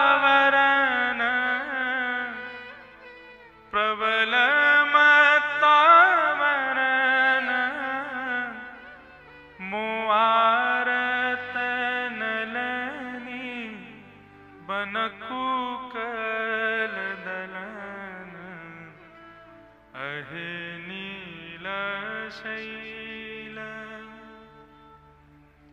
और मानो जैसे क्रोध में भर करके एक हृदय में उत्कंठा लेकर के वो उड़िया भाषा में गा रहा है, अरे नीलाचल पर्वत के मतवाले हाथी जगन्नाथ। क्यों? क्योंकि मां बताती है कि आप जब रथ यात्रा के लिए आते हो तो सीढ़ियों पर ऐसे कूदते हो जैसे कोई हाथी कूद के आ रहा हो। जगन्नाथ जी की जब रथ यात्रा जाती कैसे जाते हैं? पंडाओं के गले में ऐसे हाथ डाल लेंगे नवाबों की तरह, अब फिर ये आगे पीछे ऐसे कूदते हुए आते हैं। और मैंने सुना है कि जब श्री जगन्नाथ जी कभी कभी अपने आप को भारी कर लेते हैं और भारी करके पंडाओं से उठते नहीं तो फिर पंडा उनको खूब गाली देते हैं, खा खा के मोट पेटे हो गए, उठो। फिर हिल हिल के ऐसे घिसट के नीचे उतर के आते हैं। तो वही बात कह रहा है, अरे मतवाले हाथी जगन्नाथ, नीलाचल पर्वत के ऐसे उछल के उतर रहे हो, खूब प्रेम से रथ में बैठ करके अपनी लीला कर रहे हो, लेकिन क्या फायदा, मैं तो तुम्हारा दर्शन नहीं कर पाऊंगा। तुमने सब पर कृपा की लेकिन मुझ पर क्यों नहीं कर रहे हो? क्योंकि मैं एक मुस्लिम का बेटा हूं इसलिए। अरे जात पात पूछे नहीं को, हरि को भजे सो हरि को हो। कम से कम इंसान तो हूं, लेकिन आप तो इतने कृपालु हो। गजराज चिंता कल थाई घोर जले न, गजराज चिंता कल थाई घोर जले न, चक्र पेशी नक्र नासी उद्धरी अपन। आप तो उस गजेंद्र पर कृपा करने गए जो इंसान भी नहीं था, मैं कम से कम इंसान तो हूं। हे नाथ, जैसे उस गजेंद्र पर कृपा की मुझ पर भी करो ना, मैं भी आपको देखना चाहता हूं रथ में बैठा हुआ, आप कैसे लगते हो। कब तक मां से सुनता रहूं, इन आंखों को दिखाना चाहता हूं कि आप कैसे हो। मुझे पता है आप बड़े कृपालु हो नाथ, लेकिन वो कृपा मुझ पर कब करोगे। तब अंत में साल्वेग कहता, अभी उड़िया भाषा में, मुझको उड़िया बंगाली तो आती नहीं, मैं गा रहा हूं टूटी फूटी, आप लोग समझ जाना। कहे साल्वेग हीन जानी रे मुयमन, मैं हीन जाति का एक यवन हूं, साल्वेग कह रहा है। कहे साल्वेग हीन जाति रे मुयमन, श्रीनाथ चरण तले करुअचि जनन, अहे नील शैल। यहां कोसों दूर खड़ा होकर के साल्वेग स्तुति गा रहा था, और वहां जगन्नाथ जी जैसे ही रथ पर बैठे, सुभद्रा जी का रथ चलने लगा, बलभद्र जी का रथ चलने लगा। लाखों लोग जैसे ही जगन्नाथ जी के रथ को खींचने में आए हैं, रथ हिल नहीं रहा है। चलने की बात तो बहुत दूर की बात। लाखों लोग, बड़े बड़े पंडा सब खींच रहे हैं रस्सी को, लेकिन जगन्नाथ जी का रथ हिले नहीं। जगन्नाथपुरी के राजा पहुंचे, राजा ने जाकर के जगन्नाथ जी को प्रणाम किया। जगन्नाथपुरी के राजा को आज भी ऐसे कर यदि करे तो श्री जगन्नाथ जी दर्शन देते हैं और अपनी आज्ञा राजा से पूरी करवाते हैं। राजा ने आज्ञा पूछी, भगवान आपका रथ क्यों नहीं चल रहा, हमसे कोई अपराध हो गया? तब ठाकुर जी ने राजा को आज्ञा की कि आज मेरी रथ यात्रा में भक्त नहीं आए। राजा बोला, कैसी बात कर रहे हो, भक्त नहीं आए? नेत्र खोल के देखो भगवान, जहां तक दृष्टि जाएगी आपको लोग ही लोग भक्ति भक्त दिखाई देंगे, आप कैसे कह रहे हो भक्त नहीं आए? बोले नहीं, आज भक्त नहीं आए, भीड़ आई है। भक्त तो मेरा सालवेग है, सालवेग नहीं आया। जब तक सालवेग नहीं आएगा मेरा रथ आगे नहीं बढ़ेगा। आज पहले सालवेग को बुलाओ। राजा ने पूरी जगन्नाथपुरी की सेना को भेज दिया, सालवेग को लेकर के आओ। पूरी सेना आ गई, सालवेग के घर पर इकट्ठे हो गए। मां ने कहा, कहां से? बोले जगन्नाथ जी ने आपके पुत्र को बुलवाया है, जब तक ये नहीं जाएगा तब तक रथ यात्रा नहीं होगी। और सालवेग पालकी में बैठ करके जगन्नाथपुरी गया। लाखों की तादाद में लोग खड़े हैं, सब चिंता में बैठे हैं, जगन्नाथ जी का रथ नहीं हिल रहा है, जगन्नाथ जी आज यात्रा नहीं कर रहे हैं। बलभद्र सुभद्रा का रथ बिल्कुल गुंडीचा पहुंचने वाला है, यहां जगन्नाथ जी का रथ बढ़ा ही नहीं आगे। इतने में ही क्या हुआ, लाखों की तादाद की भीड़ के बीच से सालवेग जैसे ही पालकी में बैठ करके आया और जगन्नाथ जी के सामने सालवेग को ला करके खड़ा किया, बिना किसी के रस्सी खींचे ही जगन्नाथ जी का रथ अपने आप सालवेग की ओर बढ़ने लगा। और रथ के ऊपर बैठे हुए श्री जगन्नाथ जी झूमने लगे, मचलने लगे, पंडा पुजारियों को कहने लगे, जल्दी लाओ, सालवेग को ला करके मेरे हृदय से लगा दो। देख करके पूरा जगन्नाथपुरी नेत्र सजल हो गए सबके। कितने कृपालु हैं नाथ, कितने दयालु।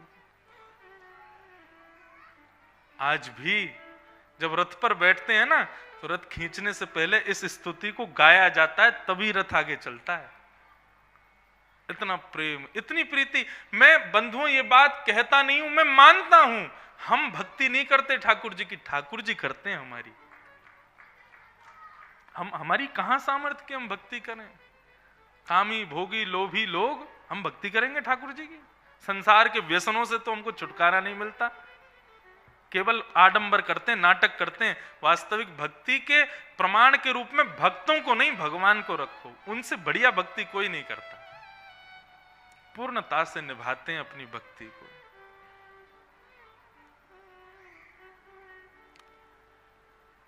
ठाकुर जी अपने भक्तों को याद करते हैं। ठाकुर जी की दिनचर्या का वर्णन कर रहा था मैं। सुबह उठते ही पहले भक्तों को याद करते हैं। इसलिए शास्त्र आज्ञा करते हैं ब्रह्म मुहूर्त में उठना चाहिए। क्यों? ठाकुर जी अपने भक्तों को याद करते हैं। उस समय उठ करके यदि भजन करने लग जाओगे तो क्या पता ठाकुर जी की स्मृति में तुम्हारा नाम भी आ जाए। इस समय उठ करके मेरा भजन कौन कर रहा है? अरे वो रोज सुबह उठता है, ब्रह्म मुहूर्त में मेरा नाम जपता है, तो ठाकुर जी की स्मृति में आ जाओगे। इसलिए ब्रह्म मुहूर्त में उठना चाहिए।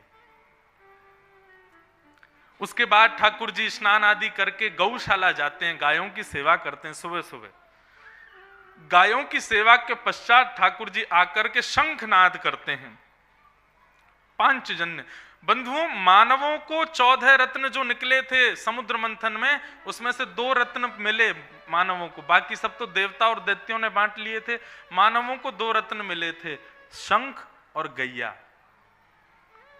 इसलिए प्रारंभिक अपने दिन की शुरुआत जब करो तो इन दोनों रत्नों को प्रणाम करके करो, शंख का नाद करके, गौ को प्रणाम करके। ये मिले हैं हमको, देवताओं ने दिए हैं। और यदि आपके पास नहीं है उस समय गैया शंख की व्यवस्था नहीं है, तो नेत्र बंद करके मानसी प्रणाम कर लो, लेकिन करो। उसके बाद भगवान अपनी सुधर्मा सभा में जाते हैं, जाकर के पूरी द्वारिका का हालचाल पूछते हैं, रात्रि में फिर लीला करके सो जाते हैं। ये ठाकुर जी की दिनचर्या। राजसूय यज्ञ और जरासंध उद्धार की कथा बताई गई। ठाकुर जी ने जरासंध का उद्धार करवाया भीम के द्वारा।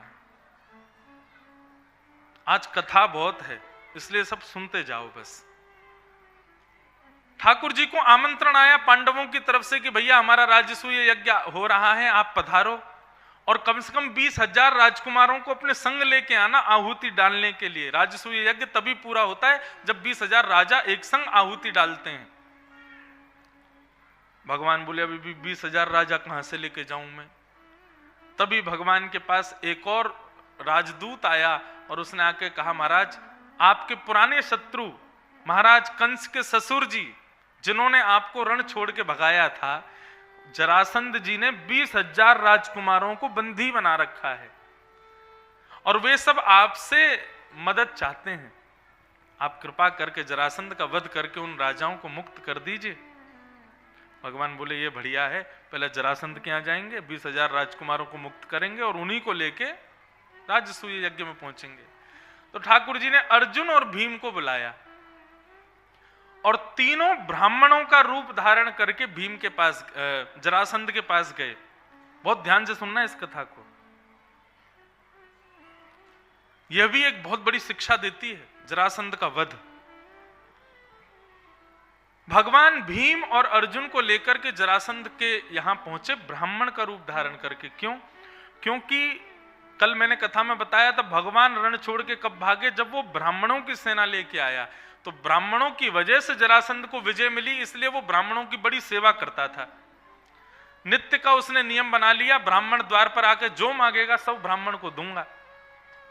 भगवान ब्राह्मण का रूप धारण करके गए और जाकर के जरासंध से कहा, राजन भिक्षाम देहि। जरासंध बोला, कहिए ब्राह्मण देवता, आप तीनों को मैं क्या दूं? तीनों ने एक संग कहा, युद्ध, हमको युद्ध चाहिए तुमसे। जरासंध मुस्कुराने लगा, हंसने लगा और कहा कि मैं इतना ब्राह्मणों के बीच में रहता हूं कि ब्राह्मणों की रग रग से वाकिफ हूं। ब्राह्मण जीवन में कुछ भी मांग लेगा लेकिन कभी युद्ध नहीं मांग सकता। आप लोग ब्राह्मण नहीं हो, अपना रूप दिखाइए, कौन हो आप लोग? ब्राह्मण के रूप में आए हो, जो मांगा है सो मिलेगा, लेकिन पहले रूप दिखाओ, असलियत बताओ, कौन हो? अर्जुन ने अपना मुख दिखाया, मैं अर्जुन हूं। जरासंध बोला, बच्चों के साथ में लड़ाई नहीं करता, चलो जाओ बैठ जाओ। दूसरा मुख भगवान ने दिखाया, बोले मैं द्वारिकाधीश, तुम्हारा पुराना मित्र। जरासंध बोला, रण छोड़ों के साथ, भगोड़ों के साथ में युद्ध नहीं करता, तुम भी बैठ जाओ। तीसरा भीम ने मुख दिखाया, मैं भीम हूं, हाँ तुमसे युद्ध करूंगा। भीम ने भगवान की ओर देखा, बोले ये बलि का बकरा में ही बनना था। भगवान बोले, मृत्यु को बुलाया उसने, मेरे हाथों मरना होता तो तभी मर गया होता। अर्जुन के हाथों उसकी मृत्यु नहीं है, मृत्यु तेरे हाथों ही होनी है। जरासंध ने कहा, आप लोग मेरे मेहमान हो, लेकिन सूर्य उदय होते ही भीम के साथ में युद्ध करूंगा और सूर्य अस्त होते ही भीम भी मेरा मेहमान है, इसके खूब उपचार करूंगा, जो कहेगा वो खिलाऊंगा। इस प्रकार से युद्ध होगा, बिना सेना के, केवल हम दोनों के बीच में ही युद्ध होगा, मल्ल युद्ध होगा। भीम बोले ठीक। अब दूसरे दिन से जैसे युद्ध शुरू हुआ, जरासंध के बारे में वर्णन आता है, भीम के अंदर 100 हाथियों के समान बल था अकेले भीम के अंदर, और जरासंध के अंदर 100 नहीं, 500 नहीं, 1000 नहीं, 10,000 हाथियों का बल था जरासंध में, इतना बलवान था। तो भीम तो उसके लिए चींटी के समान। जैसे युद्ध प्रारंभ हो, दोनों मल्लों की तरह युद्ध करें, कुश्ती की तरह युद्ध करें, और उठा उठा के ऐसे दाव पेचों से फेंकता है जरासंध भीम को। भीम के यहां सूजन आ गई, मुख पर सूजन आ गई, पैर सूज गया, सारा अंग सूज गया भीम का। रात में दर्द से कराहते हुए, सब जगह लेप करते हुए, मालिश करते हुए, गरम गरम कपड़े रख के भीम अपने आप को सही कर रहे हैं। और यहां अर्जुन और कृष्ण दोनों कभी केला खा रहे हैं, कभी रसगुल्ला खा रहे हैं, कभी सेब खा रहे हैं, कभी बढ़िया 56 भोग खा रहे हैं। और भीम को कहें तू भी खाएगा, भीम बोले क्या कर रहे हो तुम लोग यहाँ खाने पीने आए हो, मुझे पिटवाने आए हो? भगवान बोले तू गुस्सा क्यों हो रहा है? उसने तुझसे युद्ध मांगा है तो तू ही तो करेगा, हम लोग तो खाएंगे प्रेम से, बाकी कोई कष्ट हो तो बता, तेरी सिकाई कर दें। बढ़िया आनंद लेने लगे दोनों भीम के साथ। भीम बोला ये सब मत करो, ये बताओ जरासंध को कैसे मारूं? भगवान बोले कल एक काम करना, तू केवल युद्ध करता है, अरे युद्ध के बीच में थोड़ी बहुत राय देने के लिए हम दोनों बैठे, हमारी तरफ देखा कर, मेरी ओर देखा कर, कुछ ना कुछ युक्ति बताऊंगा तुझको। भीम बोला कल देखूंगा तुम्हारी तरफ। बोले ठीक है। अब देखो बंधुओं, टीकाकार इस मधुर रस भरे हंसी के प्रसंग में भी कितने ज्ञान की बात ढूंढते हैं। टीकाकारों ने कहा कि यहां पर भीम कौन है? भीम हम आप सब लोग जीवात्मा, हम भीम हैं। और जरासंध कौन है? हमारा कर्म ही जरासंध है। प्रातःकाल सूर्य उदय होते ही हम सब अपने कर्म के साथ में युद्ध करना शुरू करते हैं, और कर्म ऐसे दांव खेलता है कि उठा उठा के हमको फेंकता है, उठने नहीं देता। और रात्रि होते होते हम इतने पिट चुके होते हैं कर्म के मार से कि थक हार के फिर सो जाते हैं, दूसरे दिन फिर से वो मारना शुरू कर देता है। यही हमारा जीवन है। फिर हम जाते हैं भगवान के पास, जाकर के कहते हैं प्रभु कुछ रक्षा करो, ये जीवन बहुत मार रहा है, ये कर्म की गतियां हमको बहुत पीट रही हैं, कहीं तो हमारी रक्षा करो। तब ठाकुर जी कहते हैं कि तुम जब कर्म करते हो तो बीच बीच में मेरा भजन किया करो, बीच बीच में मेरी ओर दृष्टि डाला करो, मेरा स्मरण किया करो, मैं तुम्हारी रक्षा करूंगा, कोई ना कोई युक्ति बताऊंगा। अगले दिन जब भीम युद्ध करने के लिए जाता है, भगवान की ओर जब देखता है तो ठाकुर जी पत्ता बीच से अलग करके और बता देते हैं, बोले कि भाई इसके दोनों पैरों के बीच में ऐसा दांव खेलो कि इसके अंगों को बीच से अलग कर दो, तब इसकी मृत्यु होगी। और भीम ने वही दांव पेच खेला, अपने पैर से एक पैर को दबा दिया, हाथ से पकड़ करके उसके दोनों पैरों को बीच से अलग करके विदीर्ण कर दिया जरासंध को। दोनों अंग जब उसके अलग होकर के गिर गए, भीम अपनी विजय का घोष करने लगा, भगवान के आगे प्रणाम करने लगा, मैं जीत गया, मेरी विजय हो गई। भगवान बोले पीछे मुड़ के देख। पीछे मुड़ के देखा तो महाराज जरासंध फिर से खड़ा हो गया, और खड़े होकर के उसने फिर से मुक्के बना बजा के मारने शुरू कर दिए।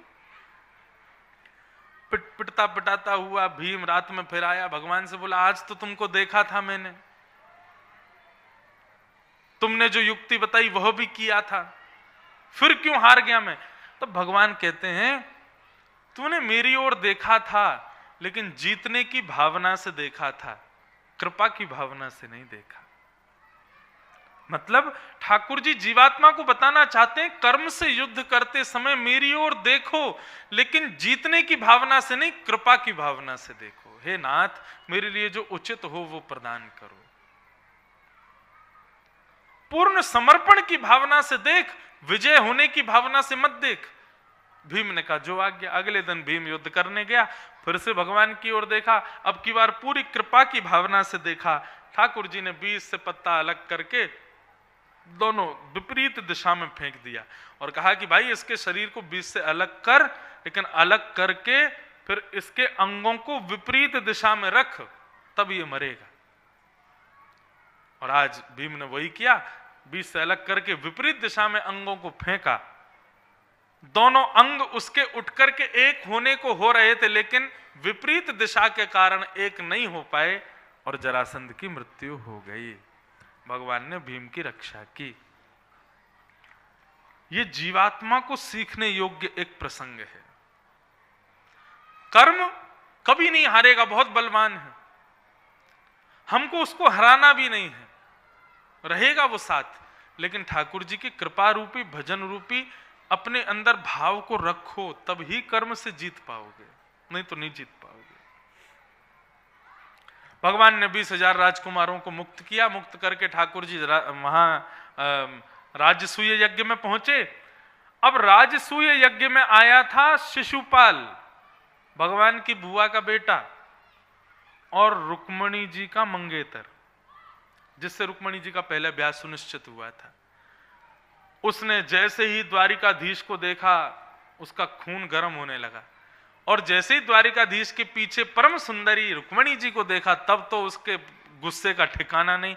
और फिर उसके बाद में अनिरुद्ध और प्रद्युम्न को जब देखा, भगवान के पुत्र और पौत्र को देखा, तब तो उससे रहा ही नहीं गया। वो इतना गुस्से में भर गया, ये क्यों आ गए यहां पर। इतने में ही प्रसंग छिड़ा कि भाई सबसे पहली पूजा किसकी होनी चाहिए, यज्ञ शुरू होने से पहले अग्र पूजा किसकी हो। तो जरासंध के बेटे का नाम है प्रसेन, जरासंध के बेटे का नाम है सहदेव। सहदेव ने कहा कि भाई अग्र पूजा भगवान की होनी चाहिए, द्वारिकाधीश की होनी चाहिए। और सबने इसी बात पर राजी किया कि नहीं, अग्र पूजा सबसे पहली पूजा भगवान की होनी चाहिए।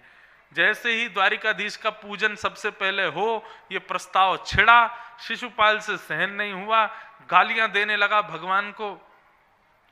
शिशुपाल को छूट दे रखी थी भगवान ने, बुआ का बेटा है ना, कि बुआ तुम्हारा बेटा 100 गाली देगा, इसको मैं कुछ नहीं कहूंगा, लेकिन जिस दिन ये 101 गाली देगा उस दिन इसको आप बचा नहीं पाओगी मुझसे। बुआ बोली मेरा बेटा है, क्यों गाली देगा आपको, कभी गाली नहीं देगा। भगवान बोले मैं जानता हूं ना, ये बिना गाली दिए पानी नहीं पिएगा। आज शिशुपाल ने गालियां देते देते देते जैसी 101 गाली पूर्ण हुई, ठाकुर जी के सुदर्शन चक्र ने आकर के शिशुपाल का सर धड़ से अलग कर दिया। ये जय और विजय जो भगवान के पार्षद रावण कुंभकर्ण बन के आए,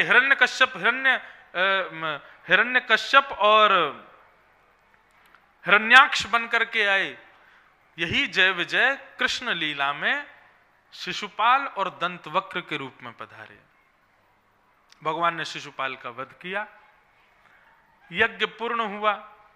यज्ञ के पश्चात फिर कथा, एक पौंड्रक नाम का एक भेलूपिया जिसने भगवान के जैसा रूप धारण कर लिया, उसकी कथा आई, भगवान ने उसका वध किया। और जो प्रसंग मैं कल सुना रहा था, राजसूय यज्ञ के पश्चात सूर्य ग्रहण के समय पर द्वारिका के सब लोग कुरुक्षेत्र गए, और वहां पर ब्रजवासी भी आए हुए थे यज्ञ करने के लिए सूर्य ग्रहण में। तब भगवान का ब्रजवासियों से मिलन हुआ 100 वर्ष के बाद। रुक्मणी आदि भगवान की पटरानियों के मन में जैसे ही पता चला कि ब्रजवासी आए हैं, तो ये इच्छा नहीं हुई कि हम यशोदा जी से मिलें, नंद बाबा से मिलें, भगवान के ग्वाल बालों से मिलें। रुक्मणी आदि पटरानियों के मन में भाव आया, उन राधा रानी को देखा जाए जिनका नाम ठाकुर जी रोज सुबह उठ करके राधा राधा राधा बोलते हैं। हमने सुना है ठाकुर जी की प्रियसी हैं, देखें तो सही उनका सौंदर्य कैसा है, क्या हमसे ज्यादा सुंदर हैं वो। और किशोरी जी की सुंदरता को देखने की भावना से भगवान की समस्त पटरानियों ने जब ब्रज के शिविर में प्रवेश किया और पूछा किशोरी जी कहां है, राधा रानी कहां है,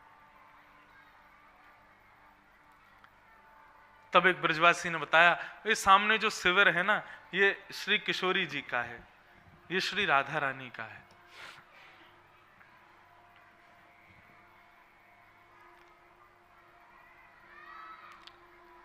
रुक्मणी आदि पटरानियों ने उस शिविर में जैसे ही प्रवेश किया,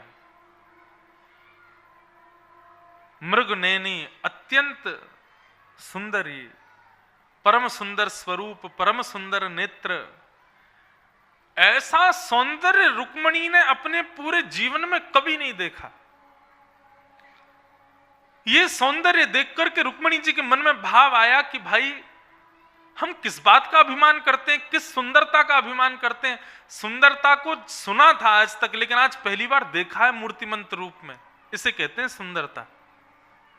इतनी सुंदरता, उस सौंदर्य रूप को देख करके रुक्मणी आदि समस्त भगवान की पटरानियों ने दंडवत प्रणाम किया, दंडवत निवेदन किया। बोले आपके चरणों में प्रणाम करते हैं, हे वृषभानु नंदिनी, हे राधा रानी, हे किशोरी जू, हमारो प्रणाम स्वीकार करो। तभी वो सुंदरी उठती है, रुक्मणी जी को उठाती है, बोलती आप गलत जगह आए हो, मैं राधा रानी नहीं हूं, मैं राधा रानी की दासी हूं, राधा रानी तो भीतर बैठी हूं, आप भीतर प्रवेश करो, मैं तो उनकी दासी हूं, आइए भीतर आइए। रुक्मणी बोली नहीं नहीं यहीं रुक जाओ। दासी को देख करके हमारी ये स्थिति हो रही है, तो विचार करो किशोरी जी को देख के हमारा हाल क्या होगा। और अंदर प्रवेश किया तो और अत्यंत सुंदरी, उसको देख करके तो रुक्मणी जी को मूर्छा आने लगी, इतनी सुंदरता। बोली ये तो निश्चित राधा रानी है, प्रणाम करो, जय हो वृषभानु नंदिनी। बोले नहीं नहीं नहीं, हमें प्रणाम मत करो, हम वृषभानु जी हम उनकी दासी हैं। किशोरी जी तो भीतर बैठी हैं। आधी पटरानी तो वहीं से ही लौट गई, बोले कि दासियों के रूप को नहीं देख पा रही, हम राधा रानी को क्या देखेंगे। लेकिन जैसे तैसे साहस करके अष्ट पटरानियों ने जैसे ही किशोरी जी के शिविर में प्रवेश किया, लाखों करोड़ों कामों को भी अपने केवल पलक झपकने मात्र की अदा से मोहित करने वाली असंख्य सुंदरियों के बीच में परम सुंदरी श्री किशोरी जी बैठी है। उनकी रूप माधुरी को देख करके रुक्मणी जी का सारा अहंकार नष्ट हो गया, सारा मान अभिमान नष्ट हो गया। आज रुक्मणी जी को पहली बार लगा है कि मैं कोई वस्तु हूं, मैं भी कोई तत्व हूं। बंधुओं, जिनके स्वरूप को देख करके अहम शून्यता आ जाए, जिनके स्वरूप को देख करके हमारे विकार नष्ट होने लग जाएं, जिनके स्वरूप को देख करके हमारे जितनी भी दूषित क्रियाएं हैं हमारे भीतर, वो धीरे धीरे शांत होने लग जाएं, समझ जाना या तो वो ठाकुर जी हैं या ठाकुर जी के कोई दास हैं। जिनके दर्शन करके हमारे कुभाव धीरे धीरे शांत होने लग जाए। दासियों को देख करके तो रुक्मणी जी मूर्छित हो रही थी, अभिमान तब भी नष्ट नहीं हुआ था सुंदरता का। लेकिन किशोरी जी को देख करके तो मन में यह भाव आया कि हम इनके चरणों की धूल भी नहीं है। ये अभिमान जैसे नष्ट हुआ, समझ गई कि ये किशोरी जी हैं जो अभिमान को दूर करें, जो हमारे विकारों को दूर करें।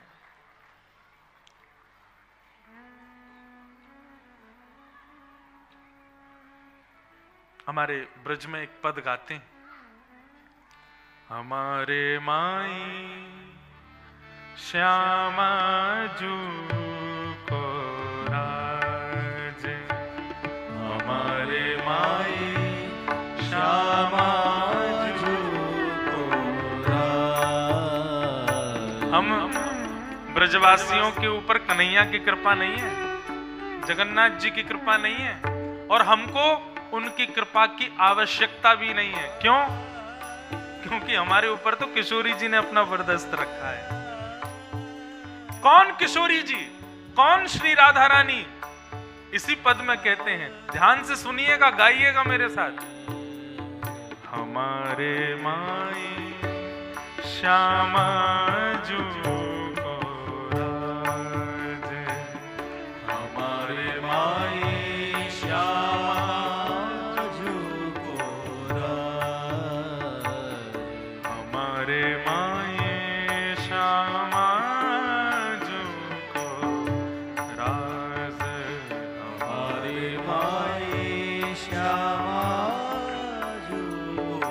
कैसी श्यामा जू? हो जाके अधीन सदा ही सांवरो, जाके अधीन सदा ही सांवरो, जाके अधीन सदा ही सांवरो, जाके अधीन सदा ही सांवरो, या ब्रज को सिर ताज हमारे माई, या ब्रज को सिर ताज हमारे माई श्यामा जू को राज, हमारे माई श्यामा जू। श्री वृषभानु दुलारी की जय।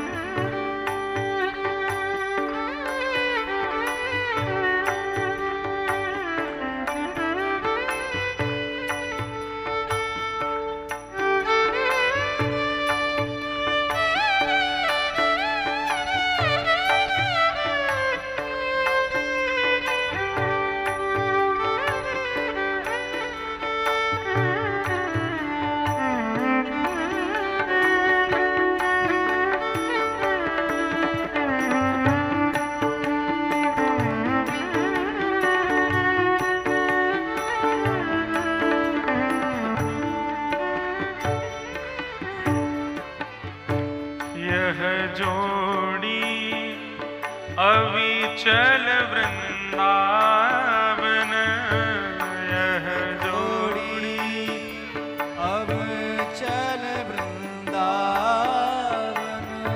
यह जोड़ी अविचल वृंदावन, यह जोड़ी अविचल नाही आन सो काज हमारे माए, नाही आन सो काज। श्री विट्ठल विपुल बिहारी जी कह रहे हैं, कितना सुंदर भाव। यह जोड़ी अविचल वृंदावन नाही आन सो काज।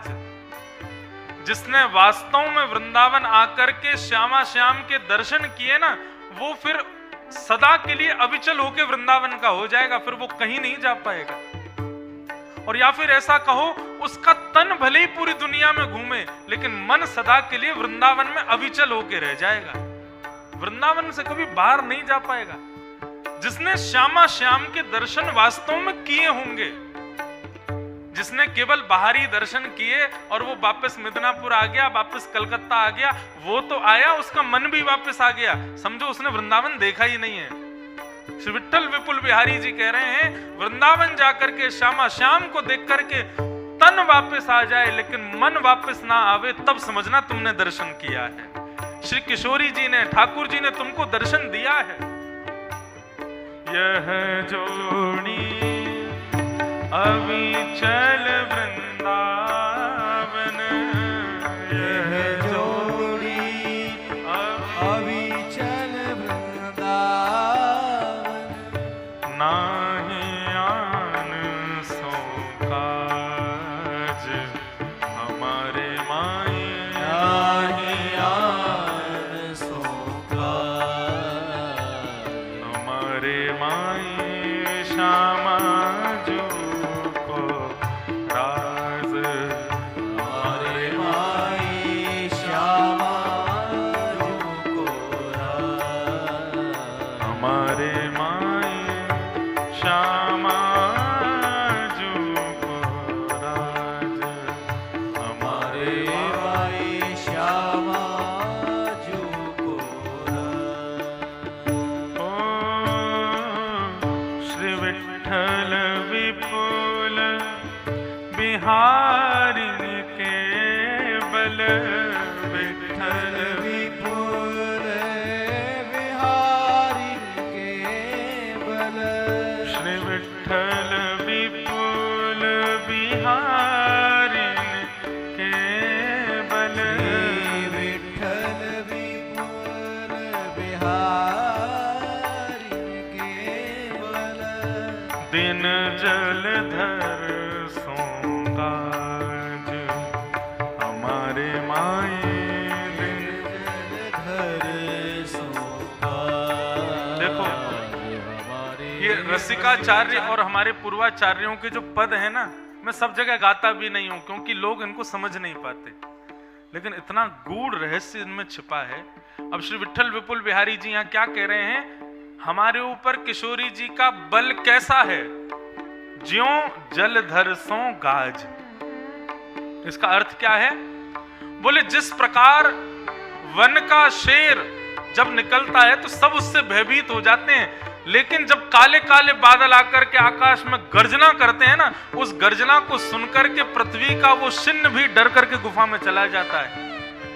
जिस प्रकार जलधर के गाज के नाद को सुनकर के सिंह भी भयभीत हो जाता है, उस प्रकार श्री किशोरी जी का बल हम लोगों को प्राप्त है।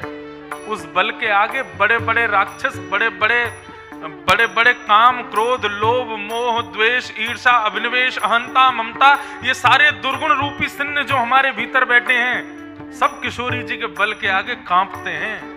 दिन जलधर सो काज हमारे माए, दिन जलधर सो काज हमारे माए, श्यामा जो हमारे माए श्यामा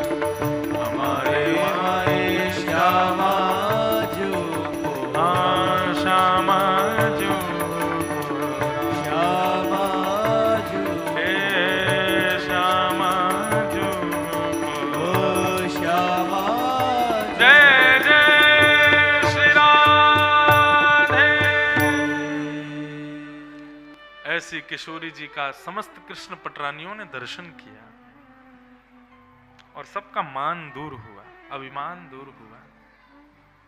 ऐसी श्यामा जी दर्शन लक्षण में पता चलता है कि हमने किया है कि नहीं।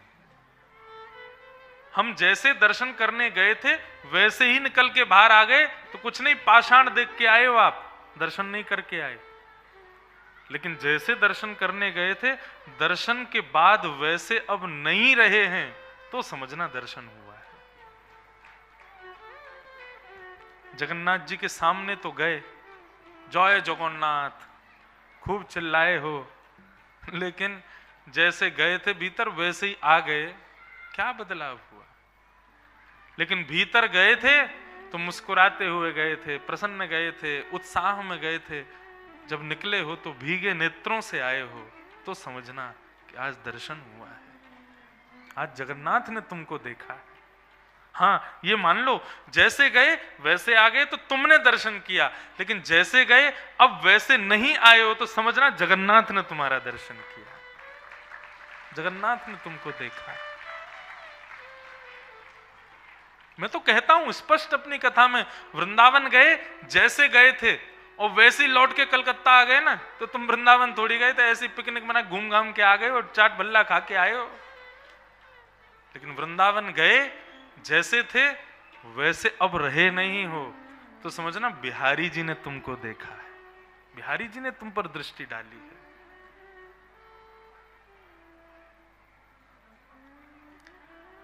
सबको दर्शन हुआ।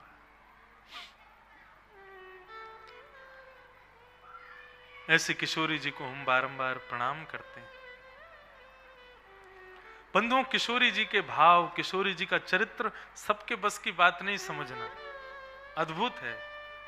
लेकिन कभी यदि योग्यता मिलती है तो कहने में वो आनंद आता है, वो सुख आता है